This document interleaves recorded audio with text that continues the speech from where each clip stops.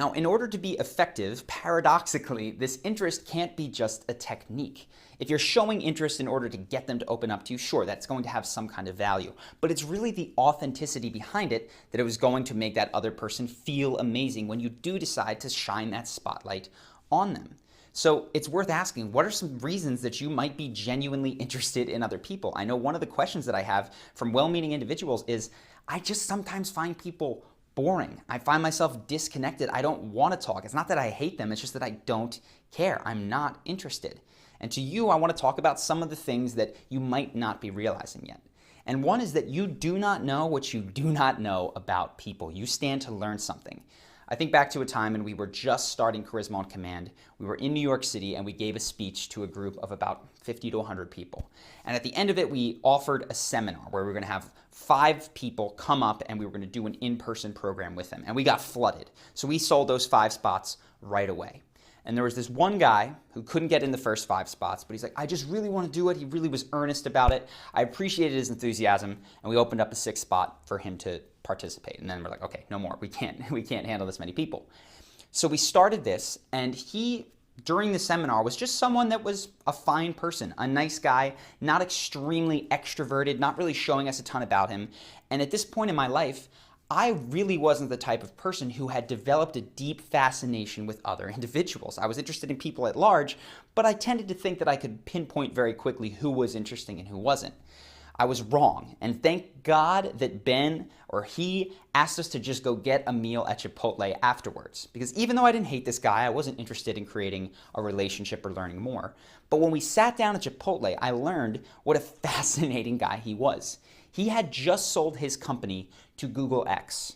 And Google X was the experimental part of Google, where he sold his company. He had worked there for 6 months, and rather than waiting for the millions of dollars that he had earned to vest and to take all of that money, he took about half of it, left half of it on the table, because he realized that he didn't like what he was doing at Google X. He moved to New York City and was 100% immersed in just developing himself, becoming a better human being, which is why he was at the seminar that we gave. And in addition to that, he was quirky, he was funny, he was interesting to hang out with. He just happened to be introverted. And because I, at that point in my life, hadn't developed an interest in people and inquiring into what made him tick, I might have completely missed him as a friend. He eventually moved with us to Brazil and lived with us for many, many months and is still one of my good friends. So that is just to illustrate that you do not know what you don't know about people. You might think that you can look at someone and tell, or they're quiet, they've got nothing to say, that you have nothing to learn from them. You have a tremendous, tremendous amount to learn from them, which brings me to my second point. It has often been the breakdowns of the people that I was least interested in doing, the people that I felt most different from. PewDiePie, for instance, when people were recommending that I do a breakdown of PewDiePie. Donald Trump. Logan Paul. There were these guys that I was just like, you know what? I don't really have a ton in common with them. Even Oprah Winfrey was one recently that that was a talk show host from when I was very little. Why would I be interested? And when I dove into these people who seemed so different from me, that's when I learned the most. When I took the guys that I look up to, admire, sure, I learned a ton. But in really getting into the individuals and learning what makes them think and what kind of mindsets they have, they by definition, because they are so different, had the most differences and therefore the most to teach me. So not only do you stand to learn a ton, but in learning from these people, you can begin to predict the behavior of a wider range of people. And that's one of the reasons that I was able to come up with that Trump prediction early on in the 2016 race that he would beat Hillary Clinton, because I was looking and studying different kinds of people other than the ones that were immediately interesting to me. And the last bit, which is really connected with me, is that once you start to become engaged with other people, what makes them tick? Why do they do what they do? How are they feeling? And what made them feel that way? That's when you can really start to help people. Because I've tended to find that if you don't understand someone's worldview, it's very difficult to offer advice that will help them, advice that sticks with their frame.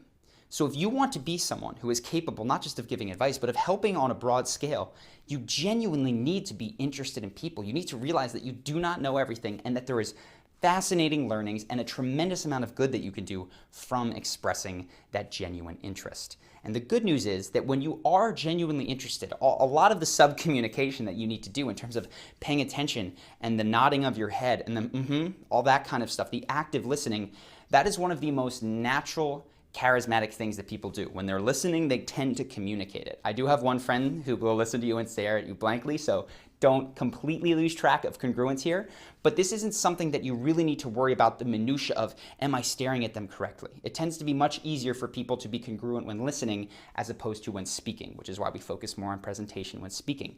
But if you can tap into genuine curiosity, genuine fascination of other people, this step is going to come much, much easier for you. The last barrier that I hear when people are talking about what makes them not be really interested or not ask questions with other people is that they don't know how to get past small talk. Sure, they're interested in people, but they don't want to talk about the weather or the sports team or where they were born. And I can completely relate to that. Very quickly, that stuff becomes not interesting. It's just window dressing on what makes that person tick. So, similar to the respect portion of your amazing first impression, we want to drive down in our questions of these people when we're showing interest, not to the logistics of their life, but to their values.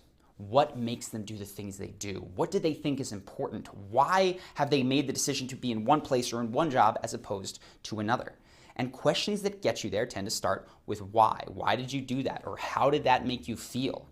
Or what was going through your head at that point in time? When you are driving down to the emotions that drive them, to the values that make them do the things they do, that is where conversation gets fascinating. That's how you get out of small talk. So most people, for instance, will go, where are you from? I'm from here. Where are you from? I'm from here. Now already, yesterday, we worked on expanding your part of that answer so that there's more conversational threads that can get you into values. But if on the other hand you ask them first or you don't have a chance to do yours, you can still ask them, okay, what made you leave that town? And then they mention a job and you say, how do you like it? What do you love about it? Would you change it? What's the big future plan? When you get into these core drives, these core values, that is where conversation opens up. When you stay stuck on the logistics, like, oh, I don't even know what you might say. What time do you get into work? Did you see the sports team play whatever game? Have you enjoyed the weather? All of that stuff can be very, very light and frivolous. It's not going to be fun, it's not going to be funny, and it's definitely not going to make you connect on a deeper level, because that is what we are essentially talking about here. People connect over values, shared and compared values. They do not connect as much over shared and compared, facts about themselves.